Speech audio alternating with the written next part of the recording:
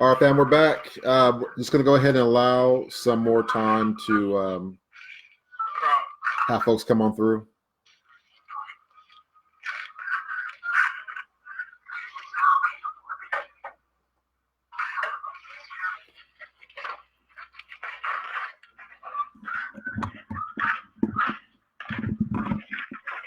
All right, so hopefully they can hear you okay, and then they can hear me okay. Okay. I'm going to turn the microphone more towards you. All right, so we're going to go ahead and get started because most people will see this on the replay versus live anyway. So Yes. what you guys are looking at right now, again, my name is Duane Harris. I'm with Biblical Hebrew Awakening as well as Rebirth of a Nation or Hebrew Nation Building. Have various assemblies around the country, and I do a lot of extensive research into genetics, obviously our history, so on and so forth. And so, I was talking with Zion. We had a very good discussion probably a couple of days ago, maybe about a week ago as well. And it was great. We got a chance to talk about a lot of different things. And we got a chance to talk about DNA and genetics. And I thought it would be a good idea to recap some of the things we spoke about.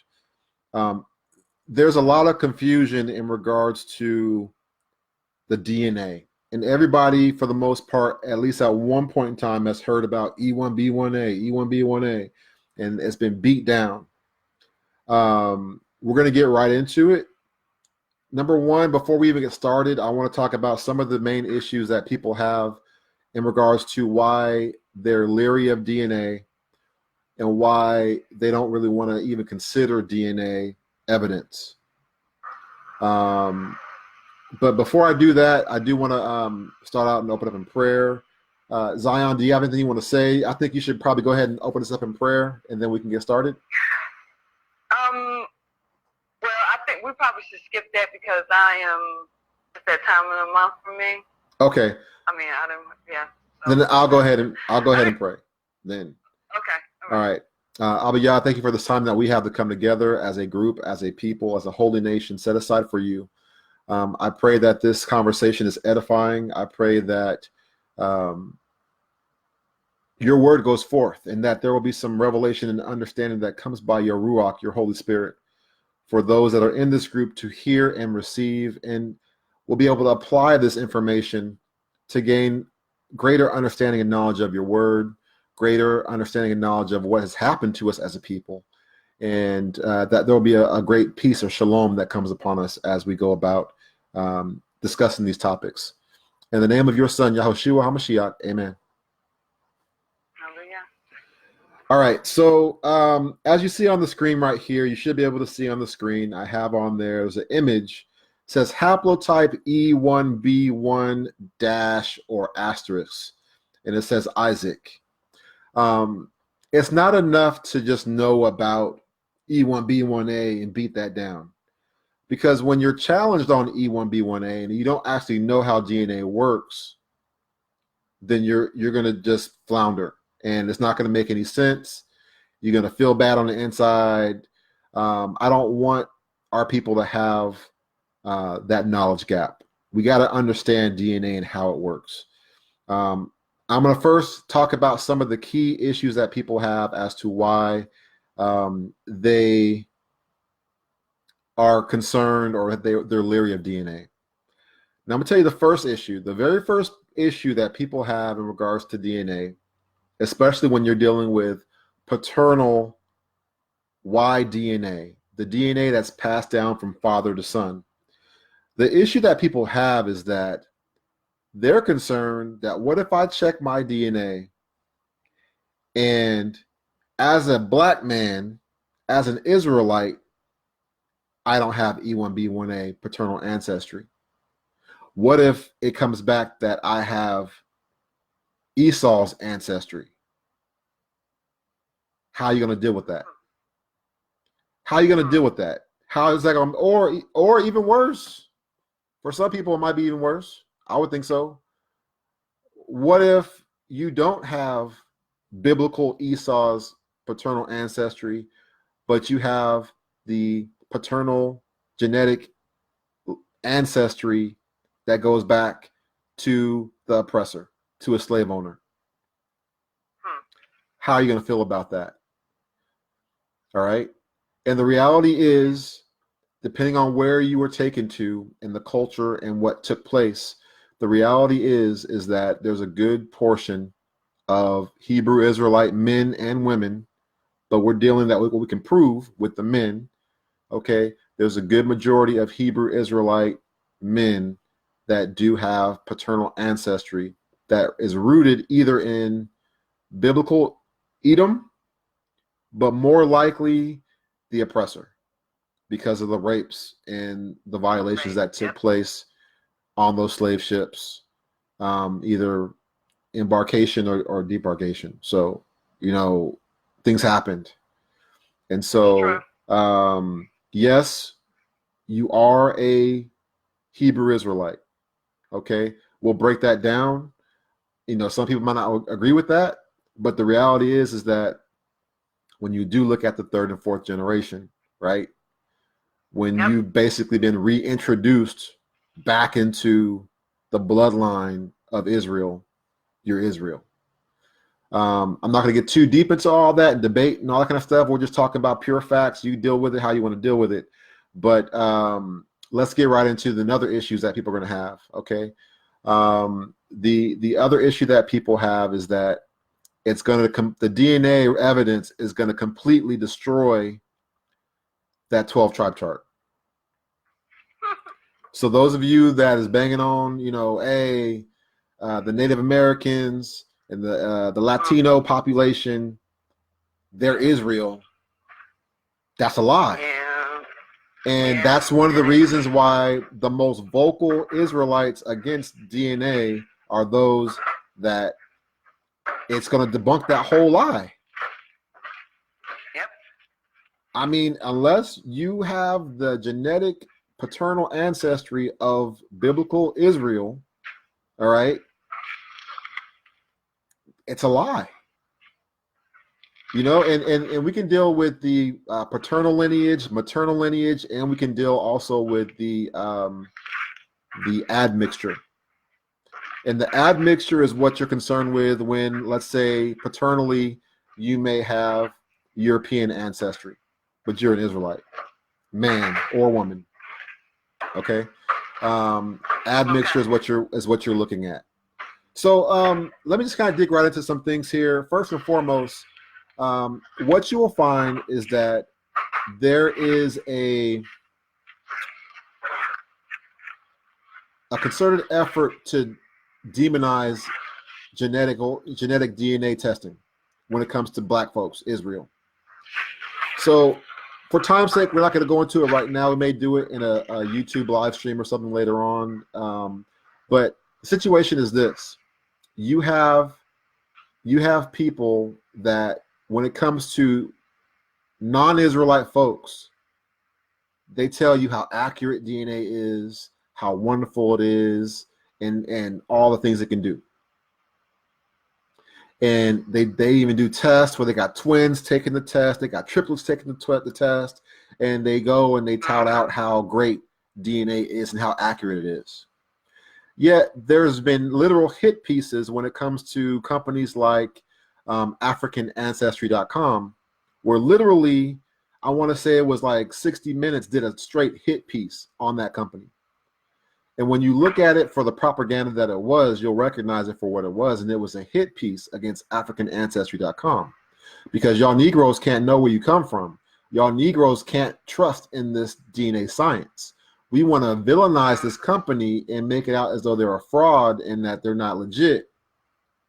And so we're going to even edit the footage and make it seem a certain type of way, like DNA is bad and DNA doesn't work and you can't trust it. That's a lie. Now, what I will say is this. When it comes to DNA, the DNA evidence is not wrong. The issue is getting your results or getting your understanding of the results from liars and deceivers. That's the difference. Because the DNA evidence don't lie. All right. So when you look at this, you look at the situation. I have a map, but I'm just going to talk to y'all right now. Okay. when you look at the transatlantic slave trade, when you look at where those slaves were taken from, sent to, so on and so forth, you recognize that the paternal ancestry of all those people are of Israel. It's one family, and that is E1B1A. So what is that? People say E1B1A. What is that? That is what's called a haplotype. All right. So what that means is that when you look at your own haplotype, meaning your genetic male ancestry, there's a genetic marker, okay, and it's called Y-DNA. It's a marker that's passed down unchanged, but with minor alterations through time. Every generation, there's some minor alterations. And what you see is that it never changes. So that's the reason why all these Hebrew Israelites that were scattered all around the world, when you test their paternal ancestry, they have the same root ancestry, which for us being Israel is E1B1A. Now, you see at the end of that, there's an asterisk there. That asterisk is there because there's additional markers after that. Depending on which son of Israel you are in line with, or even which grandson or great-grandson, it goes deep and deep and deep. But what you find is that all those black folks, them Negroes that were taken captive, they have paternal ancestry of E1B1A. So now what you have to do when you're trying to analyze the history of a culture and the people, you got to look at a couple things. Number one, what is your oral tradition? Number two, what do your enemies say about you? Who do they say you are? All right.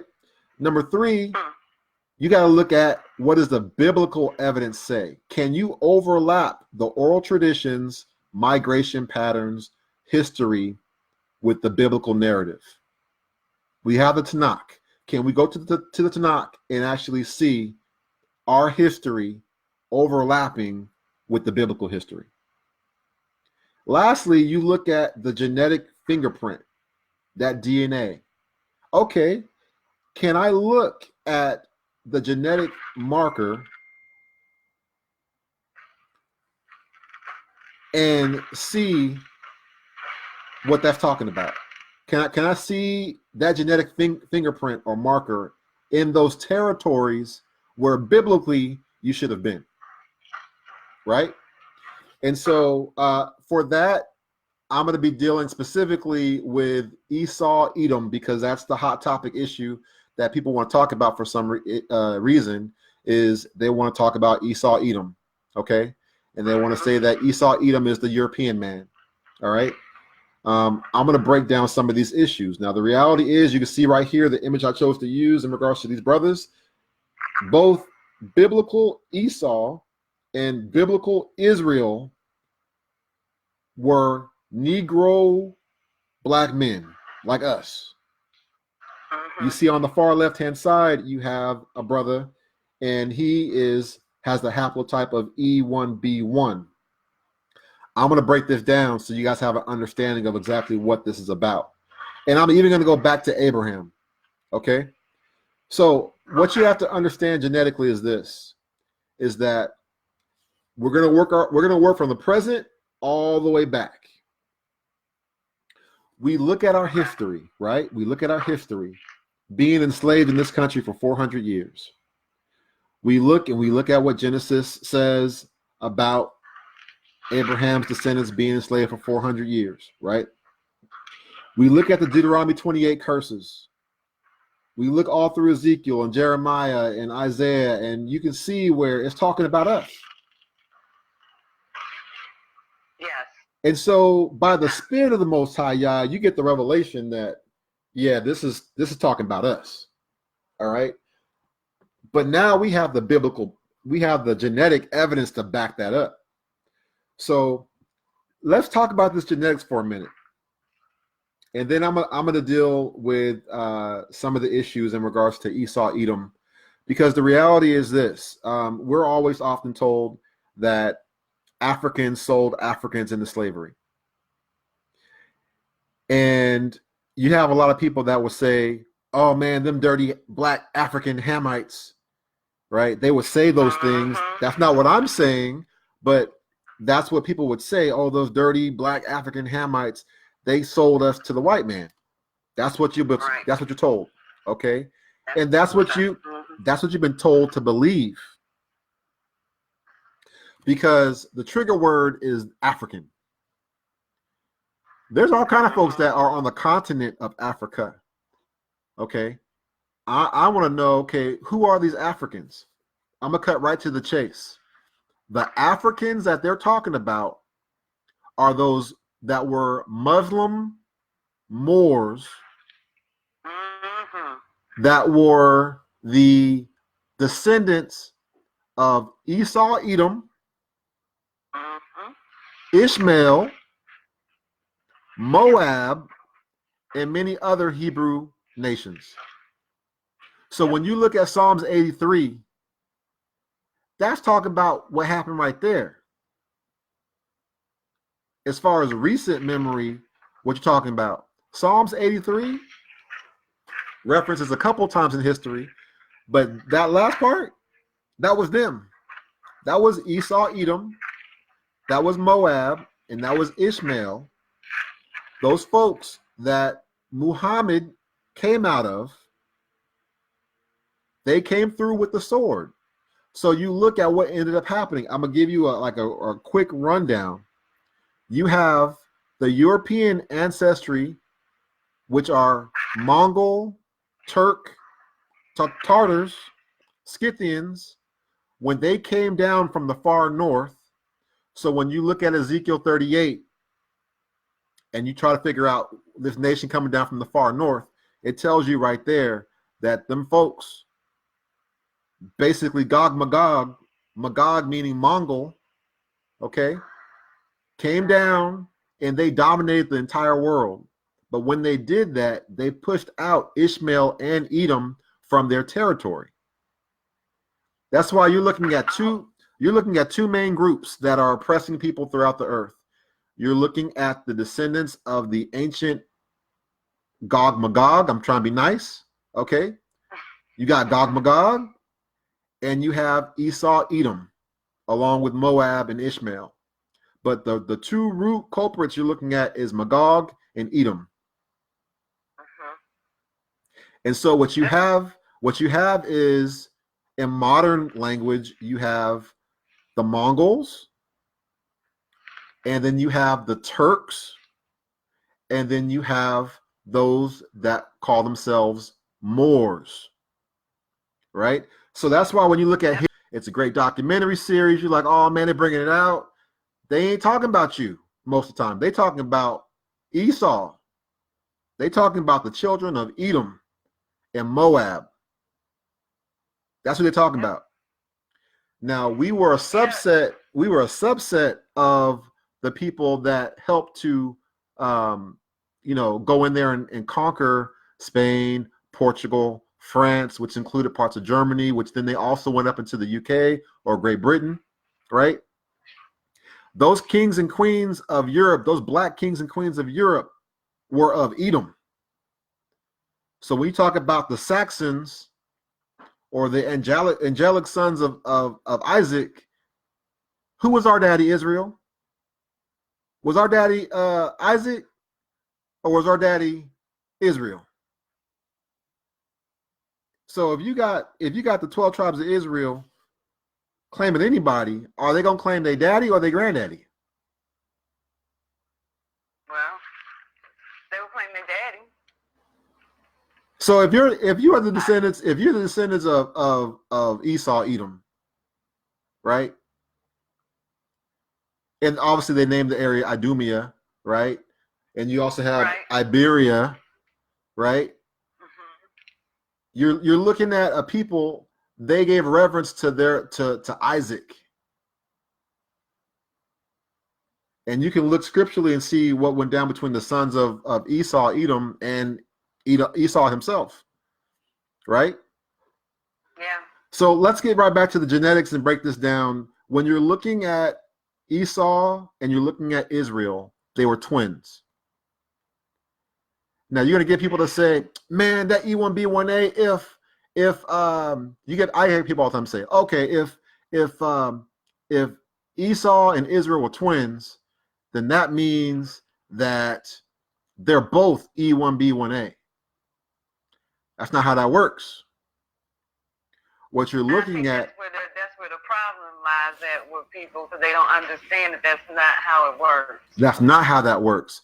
You'll have people say this, rightfully so, on surface knowledge. They'll say, well, if they were twins, then they got to have the same genetic marker. They're going to have the same haplotype. And you know what? They're right, but their understanding is wrong. Look at both this image here. Look at Esau and look at Israel. They both have the paternal genetic marker of their father. And you could even say they both share the same paternal marker as twins. That marker is E1B1. They share the same genetic marker as each other and their father in E1B1. The difference is, even though they're twins and they descend from their father, Isaac, they're still going to have their own special marker that makes them different. Meaning when you look at their offspring, when you look at them and you look at their offspring, there's going to be an additional marker to them. For Israel, it happens to be E1B1A. Right. Whereas for Esau, Edom, the differentiation marker is E1B1B. They still have the paternal marker of their father, which is E1B1, but because they are individual people and there's going to be some minor genetic mutations or additions that happen, you're going to see that it's different. And those markers continue to grow. So as Israel had the 12 sons, all those 12 sons have E1B1A something. So you literally can see, if you were to actually break down the real haplotype that you have, it's hecka long. Like for a man, an Israelite man, if you were to look at your full-blown Y-DNA haplotype marker, it's long. They only give you the shortened version. So that's why they just say E1B1A, because that's the core root for an Israelite man is E1B1A. But if you look a little bit deeper, they may give you, they say, okay, well, you're E1B1A7A. That additional piece, E1B1A7A? yeah, something like that. And that's a legitimate haplotype. That's a legitimate haplotype. And that's something that you look at that, and you could then, if you got to do a lot of research and break down, but you can try to figure out who that ties into. Meanwhile, for Esau, Edom, you can look at E1B1B, and then there's also people in today's day and age, there's Hebrew, black Negroid Hebrew people that have E1B1B as their paternal root. They may have E1B1B1, they may have other additional stuff, but their root is going to be E1B1B, because what you're looking at is this. You're looking at all these people, literally like the sands of the sea, that descend from Israel, E1B1A. It don't matter if they're in the Caribbean, the Americas. It doesn't matter if they're in Brazil. It doesn't matter if they're in West Africa. It doesn't matter if they're Central African Bantu. It doesn't matter if they're South African Bantu. It don't matter if they're Central or if they're East African Bantu. They might be in the Middle East. They might be in Saudi Arabia. They might be in Iran. They're going to have that genetic marker E1B1A. as long as that line was unbroken with Hebrew men, with Israelite men. You know what I'm saying? All right. Yep. And then the same That thing makes sense. now with Esau. The challenge with Esau is obviously we know about how his seed was spoiled. Now, his seed being spoiled does not mean that he just got whited out of into oblivion. What you're looking at is this, is that what you will find, real talk, you will find that Esau, Edom, the children of Edom, you got to ask yourself a question. Esau was one man. How many children did Esau have? And then what's their story, right? He had many children. Yeah, he did. He had many children, over 12 children, plus daughters and stuff like that, right? So paternally, what you're going to find is some of Esau, Edom's lineage got whited out. But you'll still see them in the admixture of that population. What you'll also find is you'll find that they're still Negroid in Africa.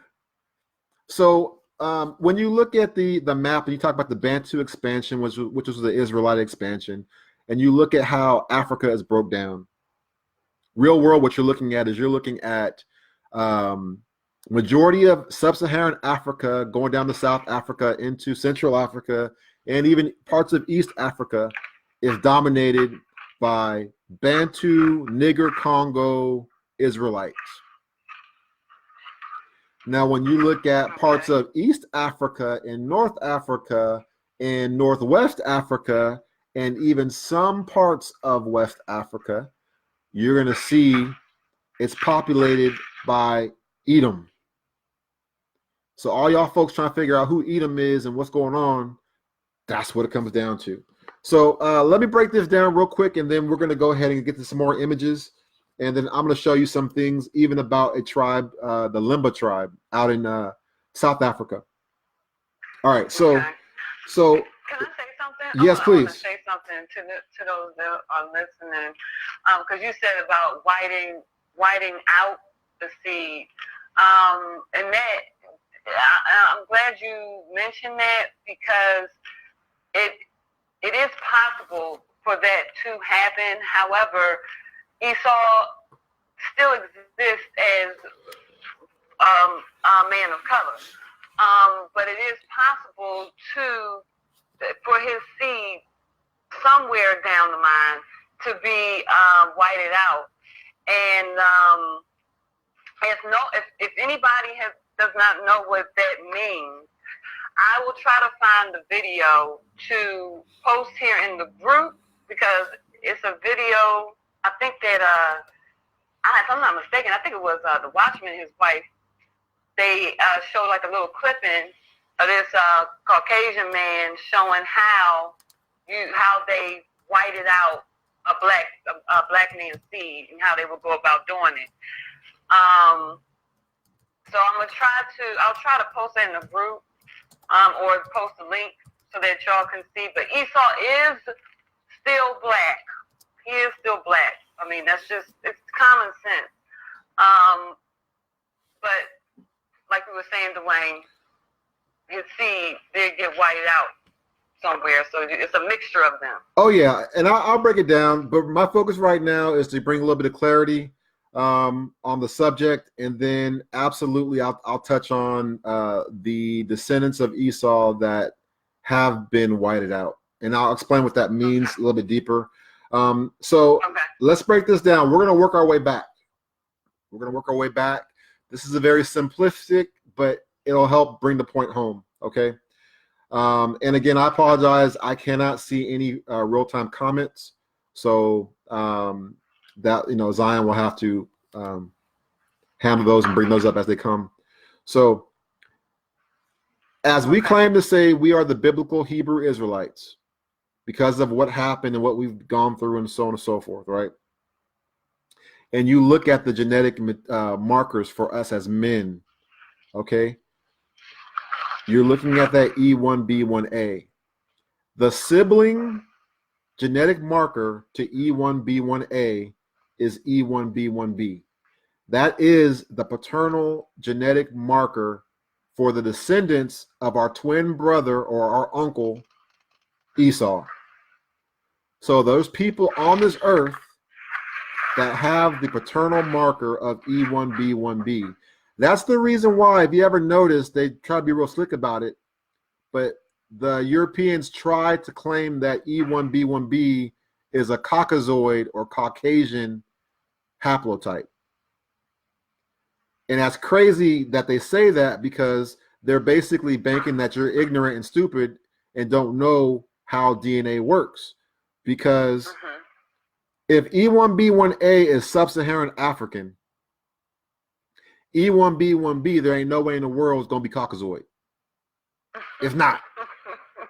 You know why it's not? Because that's a sibling DNA, and we got the same daddy. Isaac, E1B1, we got the same daddy. Even though we're a large population of people on this earth, we got the same daddy in Isaac. All right, so I'm getting out of that, and I'm going to go ahead and show you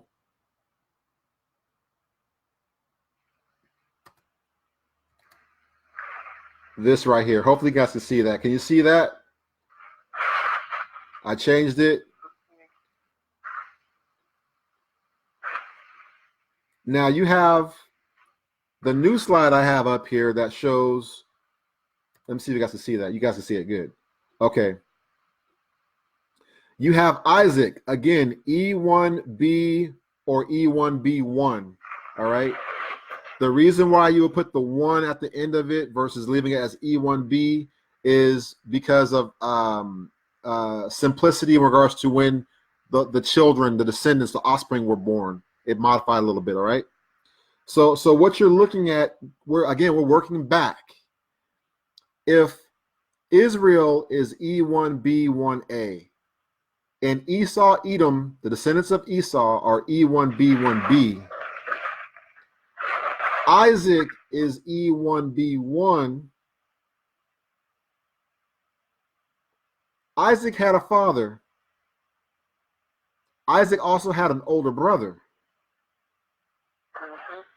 The older brother to Isaac is Ishmael.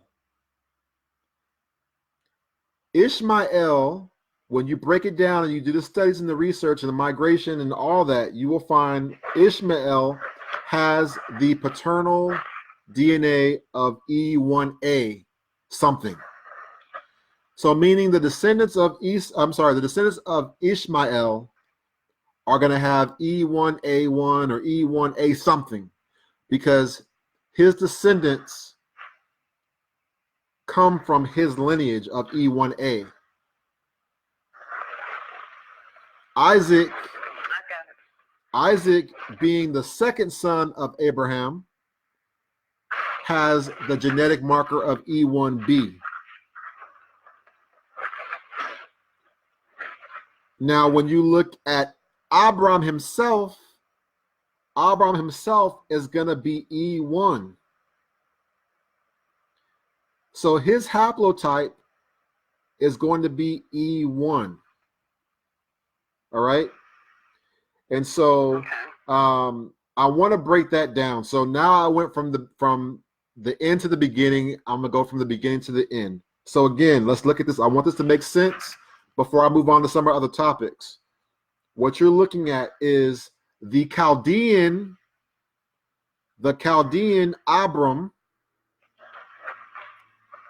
has the haplotype of E1. We have the record of this history. Okay?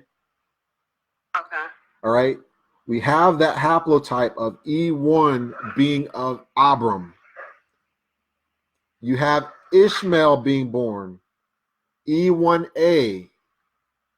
You have Isaac being born, E1B.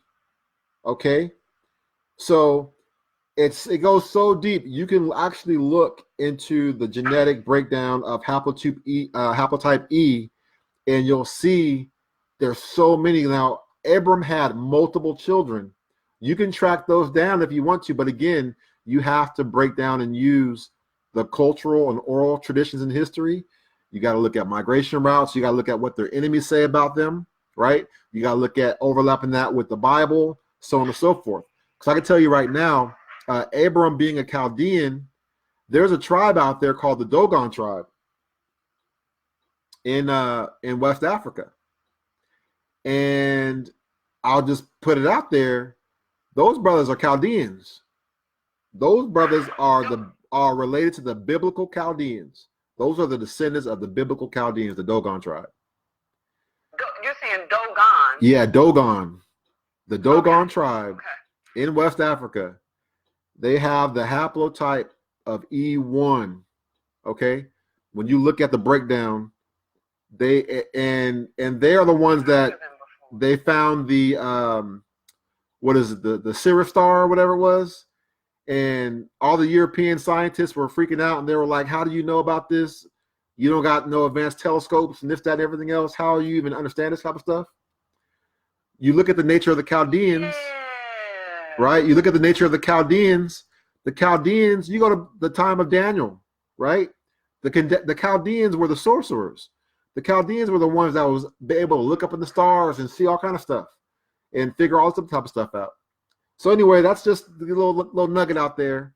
So Abram is pulled out of these Chaldean folks and is separated and able to form a nation. So anyway, you got Abram. He has Ishmael, E1A. You got Isaac, E1B. All right. But then, like I said, I have a question. Can I ask a question? Yes. The Ishmael. So anybody that comes from Ishmael would start with E1A. Yes. Okay. All right. That's what I wanted. Okay. It's going to be E1A something, E1A1, E1A2, E1A something is going to come from Ishmael. Now, again, don't just take my word for it. Research it. And then also, like I said, look at the oral traditions. What do they say about themselves? Now, real talk, most of these folks hide their identity. Most of these folks know what's up. They know what they did, and they hide their identity. Like, I'll see if I want to go there or not right now, but we'll see. Anyway, I want to show. I have another question. Go ahead. I'm going to be asking questions. I think somebody else asked a question too. Keturah. Abraham had sons by Keturah. Mm-hmm. Do you happen to have any information on her sons? I do. I do. Okay. But it'll sidetrack too much from the discussion right now. The core discussion we'll get out there. What I can tell you is that so I don't want to get into it too deep right now. I want to just start with the 101 level type stuff right now. No, I understand. I just wanted to know. No, you're good. You're good. So how can I describe this? There's something called sex biased. How can I describe this? Sex biased genetics, and what that basically means is that you can tell the natural pairing of a group based off of their sexual bias. Okay, and so meaning that, okay, let's say if I'm a Mexican man. It's like normal history, like normal stuff here. If I'm a Mexican man, right, I'm born into a Mexican family, I'm likely born into a Mexican community, I'm likely going to marry a Mexican woman, right? Right. All right. Similar situation. I mean, this whole interracial mixing thing is a new school thing that we're doing nowadays. Yes, it's happened throughout time, but that's not how we got down. And we understand scripturally that wasn't what we're supposed to be doing. All right. So when I say sex biased genetics, right, what that means is when you look throughout history, when you study the genetics, what you'll find is that there's a natural pairing between male and female all across the earth.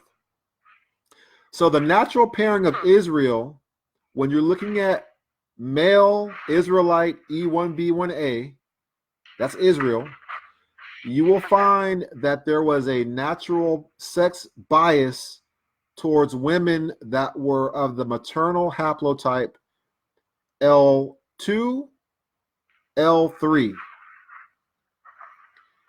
In some small instances, like you would see L1, and in some instances you would see L4.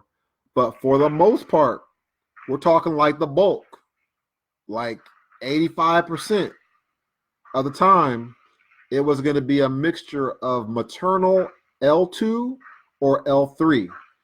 So that's why if you are female and you got your genetic testing done and they were to tell you what your haplotype was, it likely is going to be either L1, L2 or L3. Now, what I will say, I haven't delved into L4 that much. I do see it there as that's a haplotype that we did mate with. And I did see some where we mated with L1 haplotype. But what I will tell you is that you did not see much of L0. It was there. It was there, but it wasn't that much. Why am I talking about this? I'm bringing that up just to bring the ladies in the house on this as well. So we know that in some cases our Israelite men married Canaanite wives, or they married Hamitic wives. Keep it simple, okay? Yeah. What you'll find is that there was a sex bias of the Canaanites or the Hamitic tribes, where you were looking at, specifically for Africa, you're looking at haplotype A, haplotype B, having a sex bias towards female haplotype L0. So haplotype L0 maternally is, in my opinion, my professional opinion, is a Hamitic maternal haplotype. Nothing wrong with that. It just is what it is.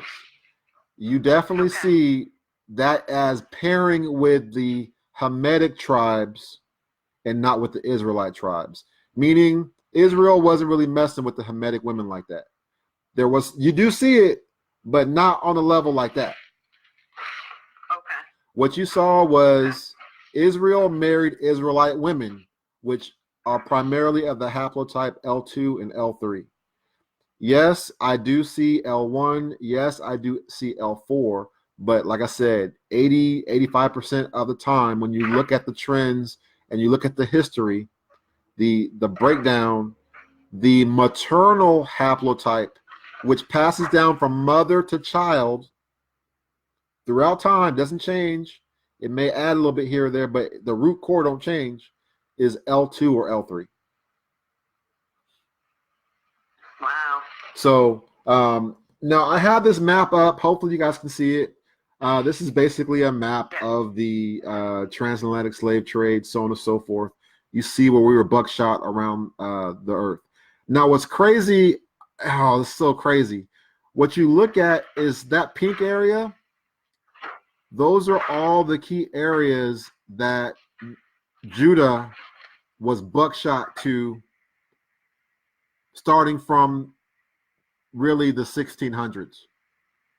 The fifth, I really say that from the late, how do I describe it? From the 1500s on, you start seeing us being dropped off in these locations.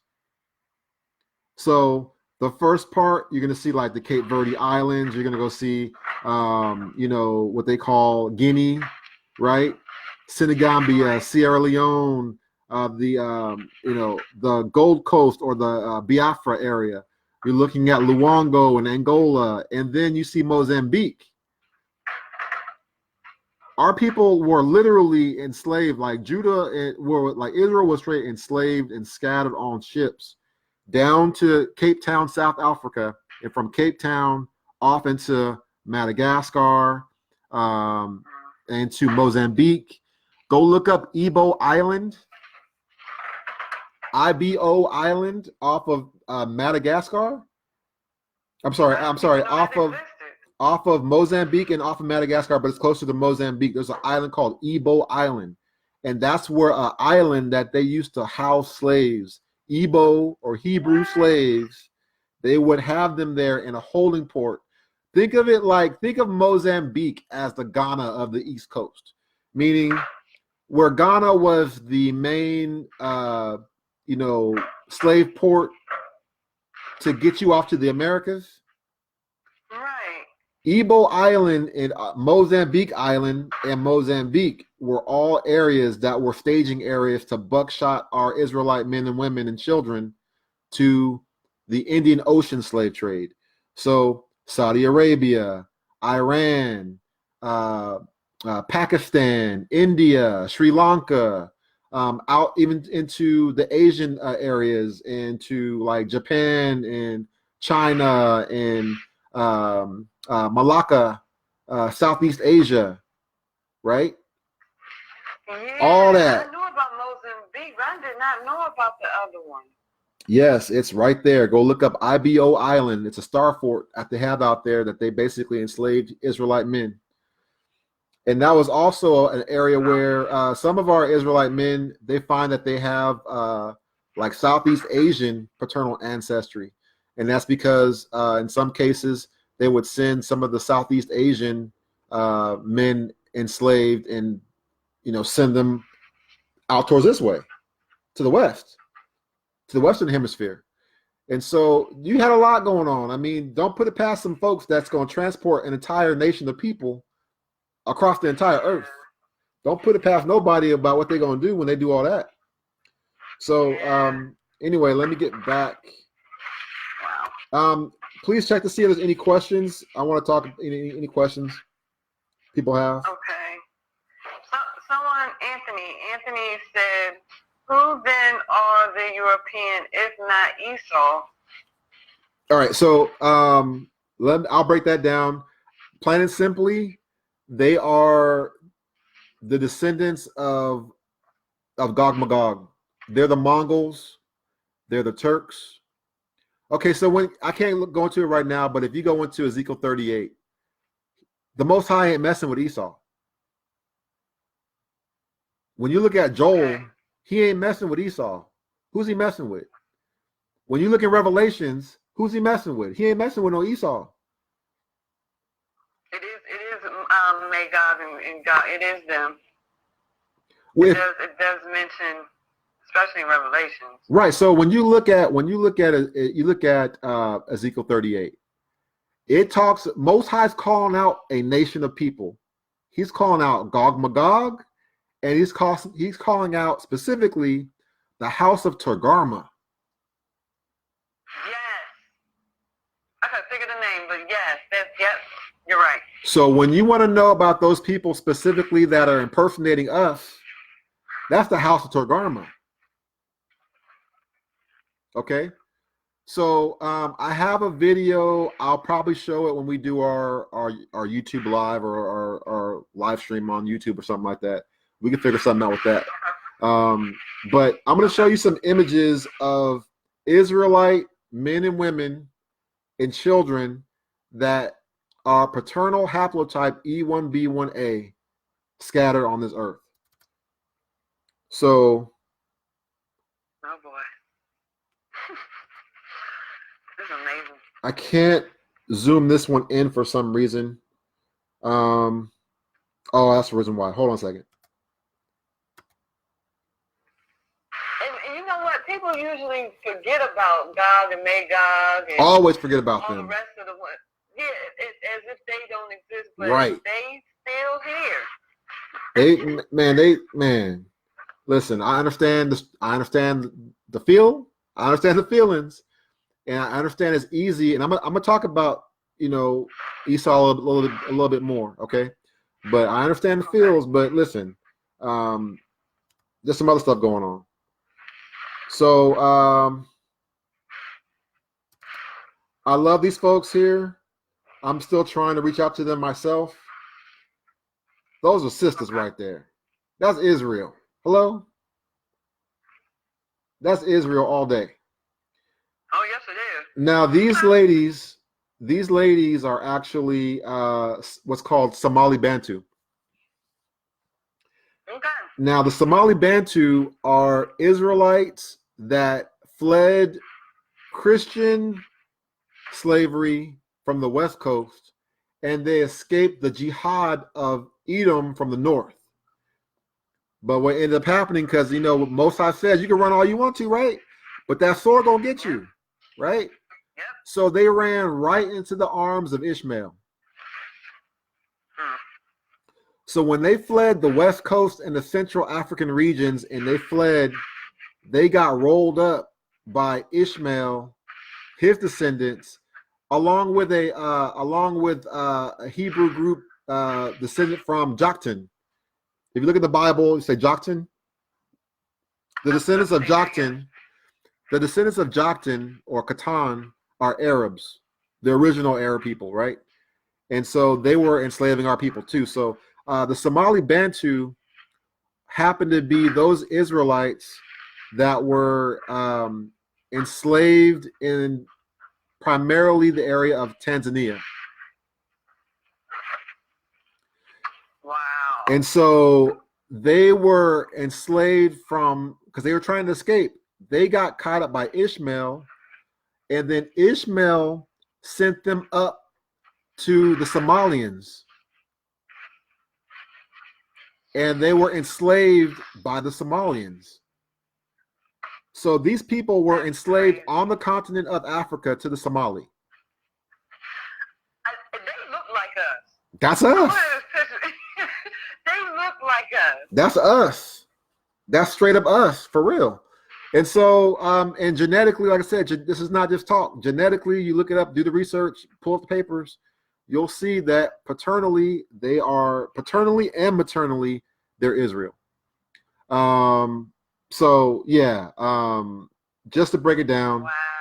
And what's funny is Somali Bantu, you'll find them in a lot of the refugee areas. They send them to like the Midwest for some reason. They send them up to the Pacific Northwest. They primarily are Muslim. They're not Christian. They speak Somali in some cases, and I forgot the name of their tongue. I just can't think of it right now. I got too much in my mind thinking about. But they're primarily Muslim because obviously, if you're colonized and conquered by Muslims and you're enslaved by Muslims, just like we were rolled up into Christianity, they got rolled up into Islam.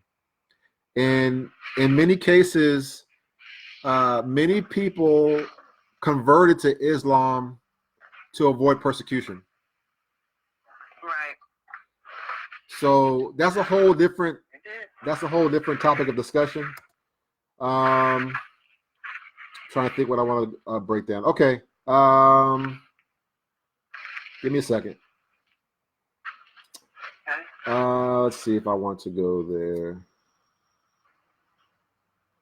Let's see if anybody else asks any more questions. All right. I need to download and watch this entire video. All right. Here again. Oh, it's gonna actually be on here. It's gonna stay up on here. So you'll be able to watch it over again if you missed the first half of it. Here again is more scattered Israel. It makes me want to cry when I look at this image. I love these people. So these are our people in India.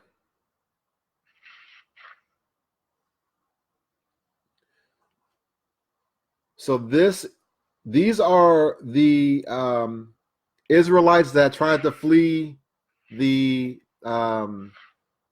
Arab persecution from the Edom, Moab, and Ishmael from the north, like Northwest Africa, and the Christian persecution that was coming through the slavery. They tried to escape that, but instead of getting sent up to Somali area, they got sent to areas like, again, you're looking at Pakistan, Iran, you're looking at India, you're looking at Sri Lanka.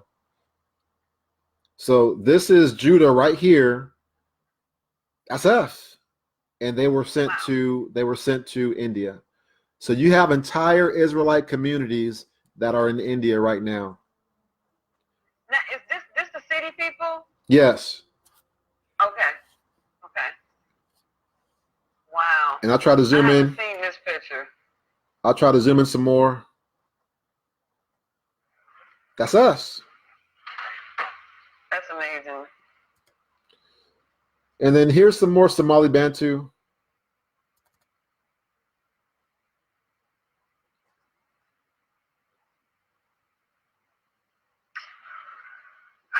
Boy. And we all have like that look. I mean, you can tell us Oh yeah. who we are because the Most High gave us a look. He gave us like a distinctive look out of all people on this planet. And when people see us, they say, "Oh my goodness, like they're beautiful." That's how people always have described the children of Israel. So let's break this down. All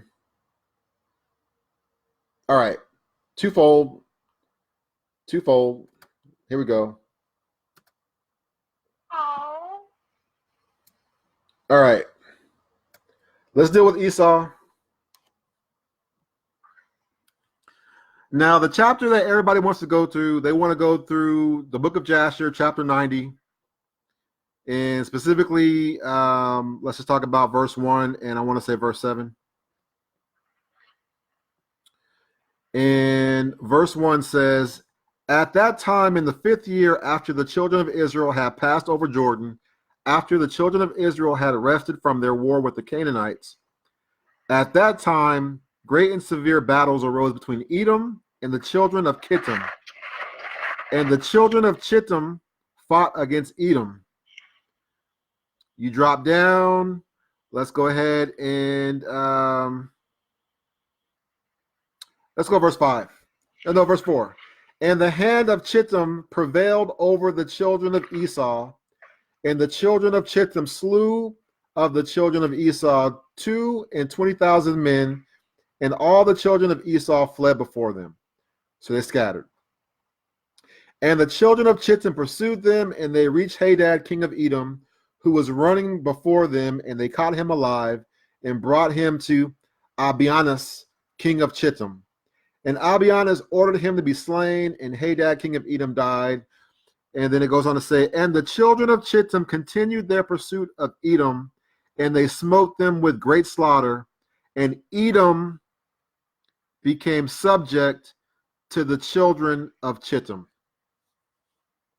It says, "And the children of Chittim ruled over Edom, and Edom became under the hand of the children of Chittim, and became one kingdom from that day." That is the scripture and perspective that we hear from the book of Jasher.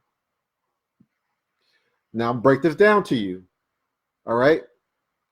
Up top, literally, is the true face of Esau, Edom, the descendants of Edom.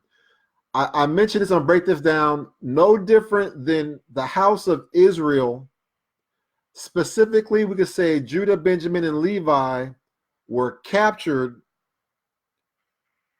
We were enslaved and buckshot across the entire earth. And how we, as Israelite men and women and children, have been living in America under the subjection of Americans, living as one kingdom under these Americans for 400 years, does not mean we got whited out. It does not mean we got absorbed into those people, and then now those people are us. Okay. So when you break this down, I want to show you this. The true face of Esau, Edom, is this brother up top. The brother on the bottom, what you say is like, people will say the white Arab, those are Mongol converts. Those are converts. So those that don't believe me, go look up the Mongol conversion to Islam. Go look up the Mongol conversion to Islam, and then come back and talk to me. Then come back and talk to me about something. So homework to do, y'all. So when you see the Arab in the Middle East right now, it look kind of funny, right? and you like, oh man, the Arabs is Esau's the Arabs. Nah, man, those are Mongols. Those are Mongol converts. Okay, we gotta be careful now. What do certain people known for on this earth? Certain people are known to integrate into your culture, Right. wear your clothes, take your names, maybe even marry into you until they become you. So I'm gonna back that up with something. I got a folder here called Infiltrated. Okay. I got a folder here called Infiltrated. Go click on it. Infiltrated. Okay. Bam. Bam. Infiltrated. Tripping. Bam. Hello. Bam. Hello, Israel. Goodness. Hello, Israel. Wow, that is going on in Africa.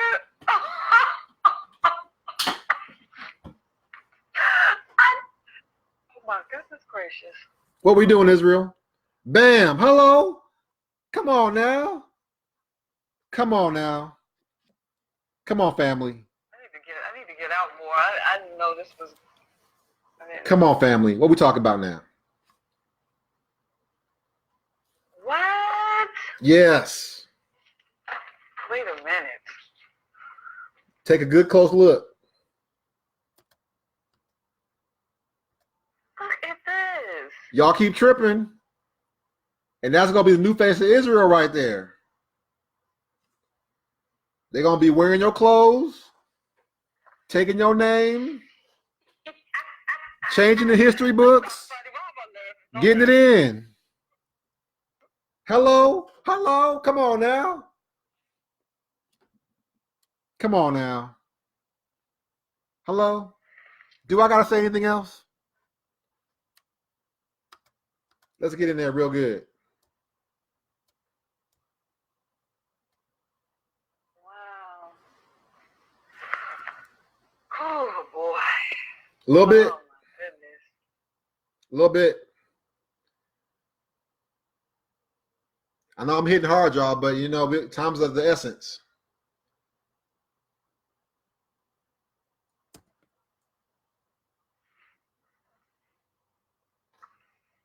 All right now.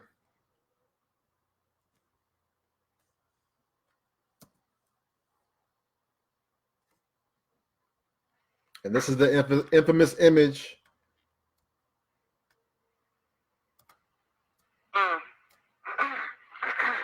So for y'all talking about getting absorbed, some of our people are willingly doing that right now. Yeah. And there's a lot of psychological trauma that's going on. You know what I'm saying? But that's something we want to talk about. Oh, he's all no, man. We got to check ourselves. All right, so let's get deeper into Esau. I'm done with this part.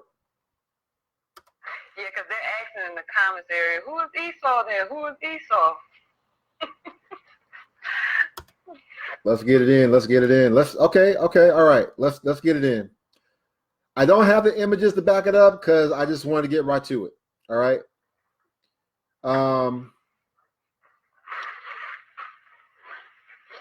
Let's do this. Let's do this. Okay. All right. I'm almost done, y'all. I know it's late. We gotta go to work tomorrow. All right. Remember what I said. Esau, Edom. E1B1B. E1B1B. So when you look at the people on this earth today, the Negro black people that are E1B1B, Esau, okay, clarify myself on that. Let's get into it.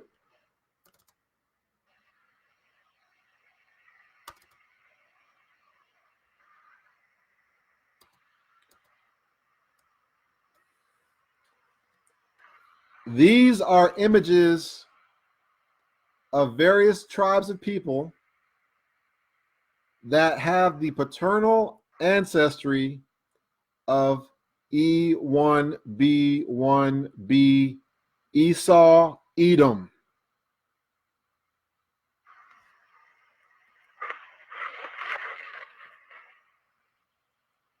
Right here.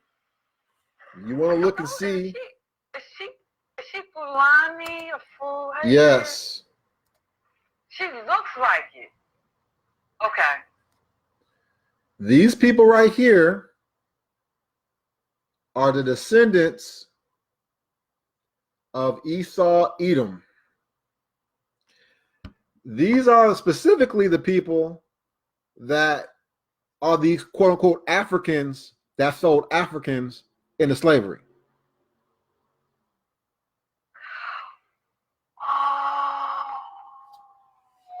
These were the slave raiding armies, aka Nigerian army. That was an army before there was a Nigeria. These were the slave raiding folks that was rolling up entire Israelite villages and selling them to the Europeans. Oh my goodness. Here's a brother from East Africa, descended from Esau, Edom. Here's another sister, descended from Esau, Edom. Here's some more brothers.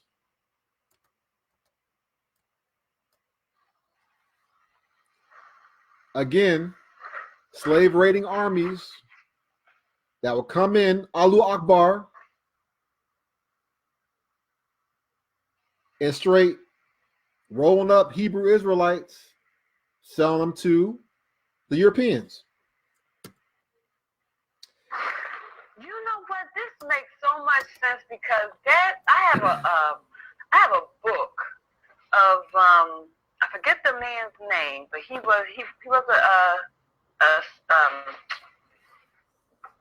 European who went on the west coast of Africa, and he wrote in his journal how when the Europeans came on the west coast of Africa, they would send the Arabs and the Moors within the interior of Africa, right, to see what's going on. They wouldn't go into the interior of nope. Africa. He said they would send the Arabs and Moors in there. Exactly. Oh my goodness. All right, so now here we got a brother, infamous brother. This brother's name is Ayob Diallo, also known as Job, like biblical Job, who also was an Edomite. Yes, Job was an Edomite, a righteous Edomite. This is a brother, Ayob Diallo, and a lot of folks confuse this dude as though he was an Israelite, just a regular black dude that got rolled up in the slave trade. Let me tell you the quick story about this guy before I get into some of the other stuff. This guy, again, is a descendant of Esau, Edom. His story goes like this. He had just got finished selling some Israelite men, women, and children to the Europeans. Again, they were in the interior of Africa, kidnapping, straight slave raiding, and grabbing Israelites and dragging them to the ocean to the European, because Europeans did not go into the interior of Africa. So the Edomites did. So check this out. His father had warned him, don't go too far, handle your business and come back. Don't stay too long, do what you got to do and come back. He didn't listen to his father. So the day after selling some Israelite men, women, and children to the European, he went and stayed over at a friend's house who happened to live kind of in the gray area, an area or territory that there were some Israelites, and then there was kind of like a gray area. You didn't want to really want to hang out there because you never know. It was like kind of enemy territory, right? Long story short, Judah came through, saw this brother was unarmed because he had left his weapon off on the side and he wasn't prepared. They was hunting that fool down and they jumped him. So they jumped him and the dude's house that he was staying in, cut off their beard, cut off their hair, shaved their head to make them look like slaves. And that's one of the reasons why, especially you folks in the military, why when you first come in, you can't have no beard and they shave your head off, because that's supposed to be your slave, your servant, your slave to the system. And so they shaved his beard off, they shaved his hair off, and then they marched him back down to the same white man, same European, marched him down to the same European he had just sold the others the day before, and he got enslaved himself. Now, I want to call this story Catch and Release, because what ended up happening was he tried to go tell and beg the man, hey, Mr. European man, hey, I'm Job Giallo, the brother that was here just the day before. This is not right. Hey, that the man was like, you know what? I don't know. I really don't care, but you can go and call your kinfolk to come down and come redeem you. And if they come redeem you, I'll let you go. They got to him too late, so he ended up being sent to the Americas. Long story short, this brother had the cushest enslavement in the history of slavery. He had the most kind and gentle slave masters you could think of. They were so kind and considerate of him and his feelings, and he was all soft, and they could tell that he wasn't used to hard labor. He wasn't like them hard, rugged Negroes from the Nigger River. Right? So they knew he was a soft, gentle soul. Long story short, they ended up, some Europeans found out that he was a Muslim. They found out where he came from. Oh, boy. And you got Europeans that got money together to redeem this man. They sent him to Europe, and then from Europe, they sent him back to his kingdom where he was a prince. What? Yep. And while he was in Europe, this portrait was painted of him. This is a legitimate portrait of him. And he got a Quran around his neck. Now, if he was an Israelite, he would have stayed. But oh, he was done. He was not. Right. They knew who he was and where he came from, and they knew about the different types of treaties that were had between the European and, let's just say, the Arab, aka Edom.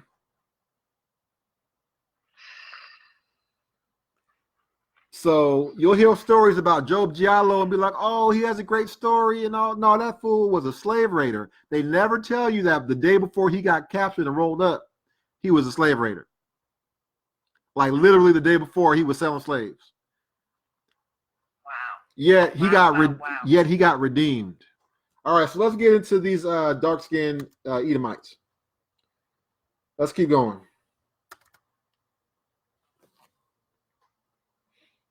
Again, Negro or Negroid looking descendant of Esau, Edom.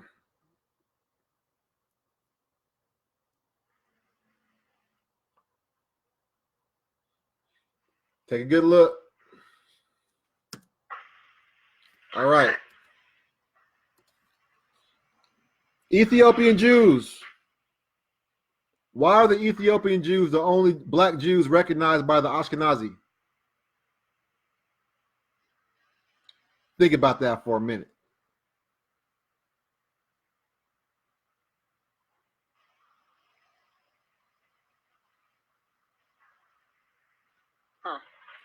So the Ethiopian Jews, the majority, not all, but the majority of Ethiopian Jews, like 90% of the Ethiopian Jews, are actually Edomite Jews. So when you look and do your homework and break down the history, and you look and see what did John Hyrcanus do during that Maccabean period, He told those Edomites, if you want to stay in the land of your forefathers, you got to become like us. You want to get an understanding as to why the Ashkenazim only accepted the Edomite Jews as being the black Jews of Africa? It's because they're related. They're related. See, ain't that something? So when you look at Somali Jews, Ethiopian Jews, Yemeni Jews, those are actual bloodline descendants of Edomite Jews that could probably trace their lineage back to the time of Mashiach. So you want to talk about the Herodians? You want to talk about those Edomite Jews that were sitting there running things during the time of Mashiach? These are the descendants of those people that were living as Israelites, or living, I should say, not as Israelites, but they were living as Judeans. These were the people that were also living amongst us as if they were us. Same culture, traditions, all that. Because John Hyrcanus made the fatal mistake of engrafting in Edomites into the culture of Yehuda. Okay, so it's not all of them. It's just was majority of them, but not all of it. Right, Not 90% are Edomite Jews. There are some very small pockets of Ethiopians that literally they're more Hamitic than anything else, because you do have Hamitics, you do have like Mitzrayim that became like followers of the way as well, that joined into our culture. Okay. So I'm gonna break that down a little bit. Again, more descendants of Edom. These are not Israelites. Let me zoom in so y'all can see. So you want to talk? This is important. So Yeah, for those of you that question and be like, well, I don't know about all this, where did the Moors go? After the Moors got expelled from Spain, Portugal, and France, where in the world do you think they went? They didn't disappear? I know where they went. Let's see if anybody in the comment area know where they went. You know where they went. And these same folks, Yeah, I know where they went. these same folks were the ones that were rolling us up and selling us to the Europeans. Yep. They went to Africa. Exactly. They were the first ones to go to Africa. They were like, okay, we're good. We're good. We'll go back to North Africa. We're good. And then what ended up happening? They followed us down from North Africa to Northwest Africa. They took over Timbuktu. And once they destroyed Timbuktu and took it over, all of the Israelites that were in that region fled down lower into Lower Guinea. Then they went into the area of Negro land, the interior. But now, if you look at Negro land, go ahead and look at the Sokoto Caliphate. Some of my brothers and sisters from Africa know what I'm talking about. Go look at the Sokoto Caliphate and go look at the territory of that jihad that took place. What happened? Let's talk about that infiltration a little bit, right? Oh my goodness. When you got man, it makes me sad because some folks don't want to see the truth. Some folks, you know what I'm saying, they want to hate, you know what I'm saying, on this truth. But here's the reality. A lot of these folks, like these brothers I'm gonna call them brothers, these men on the left and on the right, with this Israelite in the middle, these are the mixed out biracial offspring of the Moors, aka Esau, Edom, Moab, and Ishmael. What they don't tell you about What they don't tell you about, you look at these kind of like funny looking, Arab looking, like what are these folks up here? These are the biracial descendants. I don't even call them biracial. These are just the mixed descendants of when the Almoravid Empire, the Moab, Moors, Esau, Edom, Ishmael went up and they conquered Spain, Portugal, Italy, France, all those areas. And for whatever reason, Edom liked the European women to the point that when they were the pirates, like the Barbary Coast, when they went and they were like, all right, we're going to roll up these folks and kidnap the women. What did they do with the women? They would kidnap Christian women, European women, be clear about that, Christian European women, and they would bring them back to the harem. That's true. That's very true. So go look at the pictures of the Moors. That you always going to see a dark-skinned Moor with a turban on or something like that, wrapped up, and then like a naked European woman. Yeah. And hello? So what's they called? Jerry Rogers talked about those women that those Moors would go and get. Oh my goodness. They were from the Caucasus Mountains or something like that. So my point being is that these folks right here, them funny looking folks that are in the North Africa, and you like where they come from, you have a mixture because you have a joining. You have a joining of the Ottoman Turks that converted to Islam, and they mixed in with some of the population that have these mixed children, and they still carry the spirit of Edom. Oh, and by the way, again, you look at their paternal ancestry, and it's going to go back to Esau, Edom, E1B1B. And that's the reason why if you go look at some of these chat groups or talk to people out from North Africa or Italy or whatever the case might be, and they're whited out, they want to make E1B1B be a Caucasoid DNA marker. And it's not. Because even though what went down, and they know the truth that some Negroes was handling business and doing stuff up out there, they're ashamed of that history, of that past. So they want to say that their paternal ancestry, E1B1B, is Caucasian. Well, I'm sorry, we can't be no sub-Saharan African E1B1A, and you be some out of nowhere Caucasoid Caucasian E1B1B. That don't work. Somebody's lying. Somebody's lying. This is a brother right here. He actually is of mixed lineage, and he comes from Ishmael. He was literally single-handedly one of the worst traffickers of Israelite slaves in East Africa. This is Tipo Tip. Oh, yeah. And this dude is a Hebrew.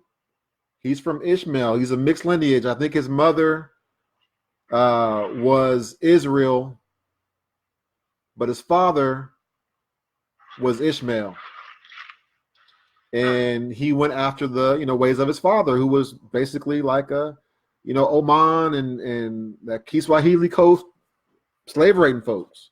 He was he was so bad he sided with old boy, the dude from the Congo, Leopold. I was gonna say Leopold. Yeah, this guy was homies with Leopold. Come on now. He was worse than Hitler. For real.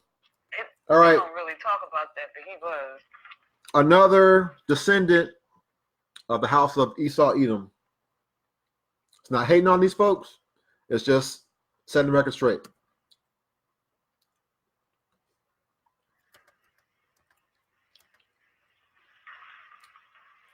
Ain't he a singer? Nope. A rapper or something? Oh, the other guy? I'm not sure. I think there's a delay in what you're saying and what I'm saying. So you'll see it. Oh, okay.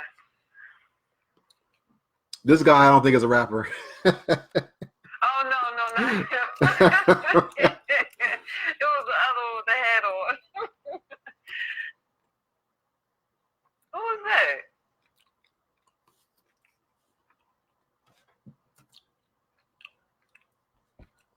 Again, some of the daughters. Again, daughters of Edom.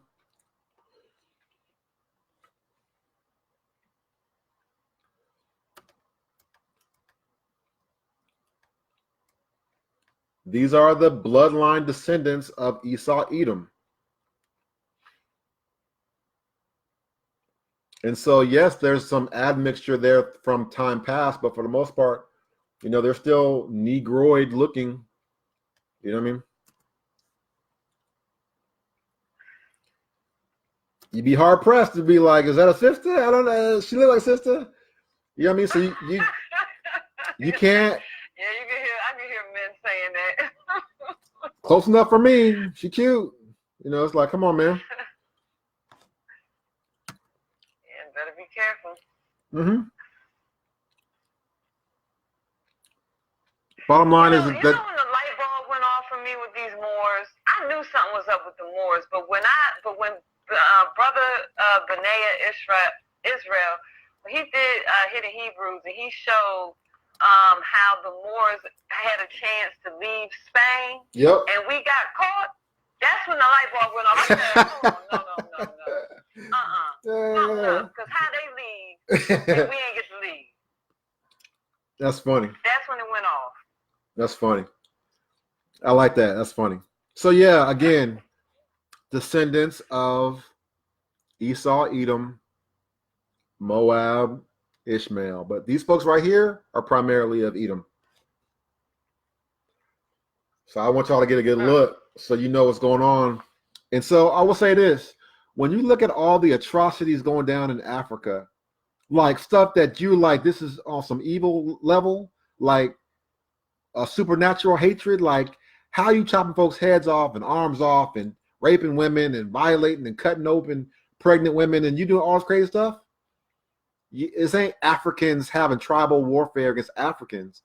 This is the descendants of Ishmael, Edom, and Moab that are going full tilt demonic mode on Israel. Usually what you're looking at is Islam Muslim versus Israelite Christian, because the reality is most Israelites in Africa, especially in West Africa, are going to be a Christian. They're either going to be a traditionalist or a Christian traditionalist or a Christian. I say Christian traditionalist, meaning on the surface they're Christian, but secretly they practice different, Odinala, they practice voodoo, they practice Ifa, and other West African spiritualist type stuff secretly. But the bottom line is most of Edom, and these are the ones that's hacking fools' heads off and chopping off limbs and all kind of crazy stuff. That's Esau, Edom. That's what I was about to ask you. So these are the ones that are going into Nigeria, right? And doing that. These are the ones. Yeah. These are the ones going through and causing havoc. Do they even have a reason? Like I feel like this is coming from like the British government for paying them I don't know why. I just feel like in my spirit like somebody's paying them to go in there, because what would make you just go in there and just do that? So I'm gonna say this: there's a you got to think about that though. You're talking about these folks are the bloodline descendants of Esau, Edom. I mean, you look at the scripts, there's a supernatural hatred that Esau, Edom has for Israel. It's supernatural. It's supernatural. That's true. Like, you can't pay nobody. Like, listen, all I'm saying is keep it simple. You can't pay nobody to, I mean, it's one thing to pay somebody to shoot somebody, kill somebody, but not to go in there and torture and prolong violation and mutilation and all some supernatural wicked stuff. That's deeper than just getting paid off. Now, there's no doubt. You're right. There's no doubt that there's weapons being funneled in. There's money being funneled in. There's no doubt that there's certain organizations that are paying these people to keep the Israelites in check in Africa. How about that? Yeah. Because if you, I'll say this. for my brothers and sisters that are a little bit more Afrocentric, right? Mhm. Go ahead and look up and tell me how many presidents are running things in Africa that aren't Israelites. And you'll just go look. I'm trying to keep my words tight because I don't want no problems on the channel. I mean, on the page and stuff like that. But how many Israelites are actually running their own country versus being the subjects? All right. So anyway, let's wrap this up, and then again we can go into this later on another time because I know it's late. Okay. Let's talk about the. Yeah, I'm gonna wrap this up. All right. Okay.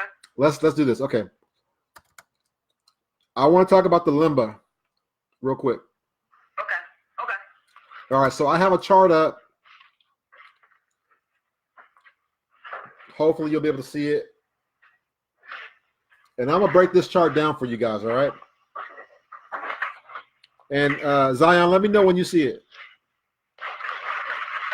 Okay. Oh, bro, I'm gonna go get my apocrypha real quick. Okay, hold on. All right. So hopefully, all right. So I'm gonna break this down real quick. Okay. So what you're seeing on this chart is the top row, limba, rimba, venda, and then Jews, like regular Jews, like Ashkenazi Jews, right? Okay. That is the top row. On the left-hand side, you got the haplotype. A, B, C, D, EM40, and then EM2, and then EM35. Okay. All right. So let's break this down because again, it don't make no sense to just bang on talking about some E1B1A and all type of stuff, and you have no idea what this means.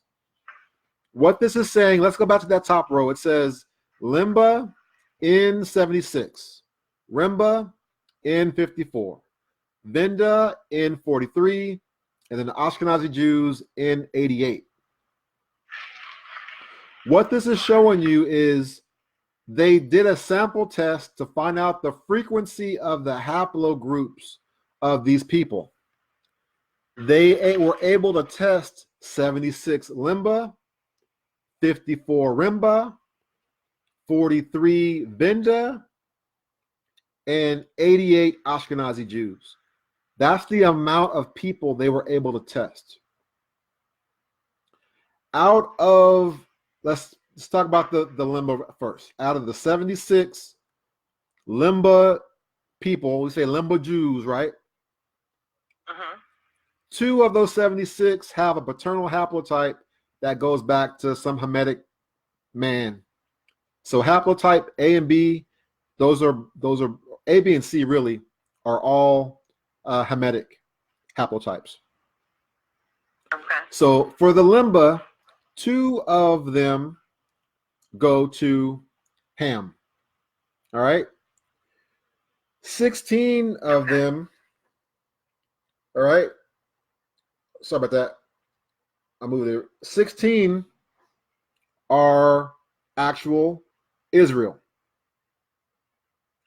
Okay. So that EM2, that's Israel. That EM35, that is actually Esau Edom. Okay. So my point being, I'm gonna keep it simple. Out of the limba, out of the 76 that were tested, 16 were, and this is again, this is not the full chart. I'm just gonna give you a sample. All right. 16 were EM2 Israel. Out of the rimba, 54, 11 were Israel. Out of the venda, which actually are like the lesser of all those tribes in their own, in that area, that region, 32 of the 43 were actually Israel. 7 were Hamitic. 7 were Hamitic ancestry, and then there was no Esau Edom in the Vinda. You look at the Jews, Ashkenazi Jews, again, 13 EM35 had lineage that went back to Esau Edom.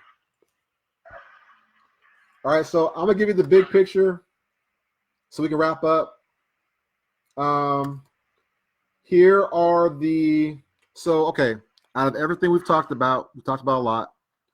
This is a chart you want to pay attention to. All right.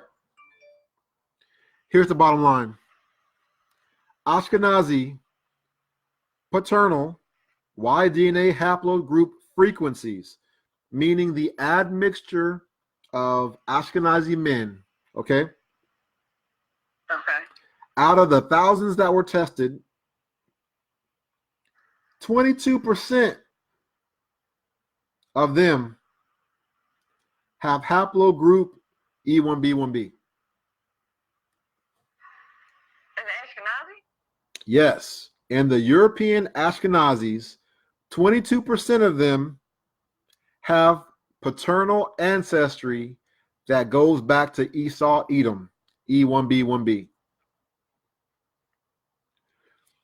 So that is the reason why they could not deny the black Jews of Somalia or Yemen or Ethiopia, because 22%, between 22% and 30% of all European Ashkenazi Jews have paternal lineage that traces back to an Edomite Jew.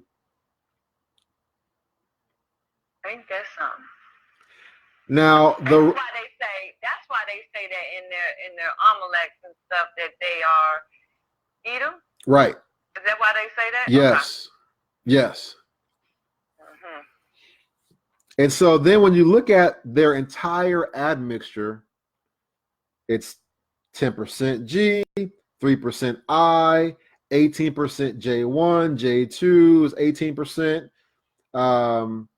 All the way around, you look and see R1A, R1B, R2T. These are all different. So to put it to you in a proper perspective, right?